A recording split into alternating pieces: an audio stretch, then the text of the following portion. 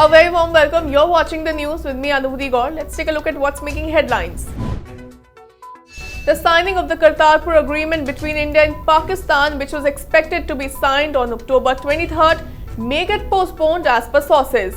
Earlier on Monday, India said it is constrained to accept the $20 service fee proposed by Islamabad for using the Kartarpur corridor. This corridor connects the Dera Baba Nanak Shrine in Punjab's Gurdaspur with Gurdwara Darbar Sahib Kartarpur in Pakistan. PM Modi met Nobel laureate Abhijit Banerjee at his residence at 7 Lok Kalyan Marg today. Sharing a picture on Twitter, PM Modi hailed Banerjee's passion towards human empowerment being clearly visible.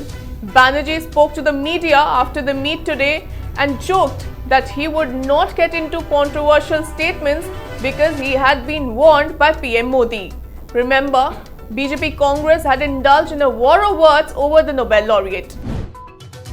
P. Chidambaram granted bail by Supreme Court today in the INX media corruption case. The apex court ruled that there is no possibility of the former union minister absconding and no whisper of any evidence that he tried to influence even one witness. But Chidambaram will not be released as he remains in the custody of the Enforcement Directorate till October 24th in the INX media case.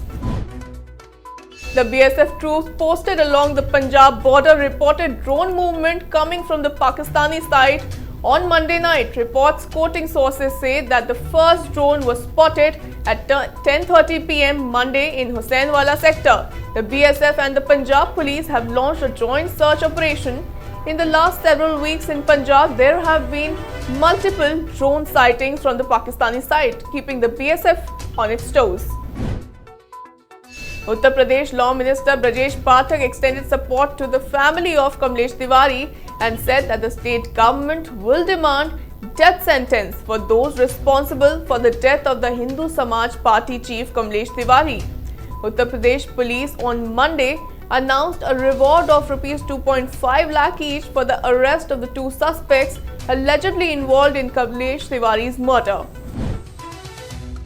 Darjeeling MP Raju Bista issued a statement alleging that he, along with BJP and GJM workers, was attacked by a group of 80 to 100 TMC goons while he was going to Sinji in Kalimpong today.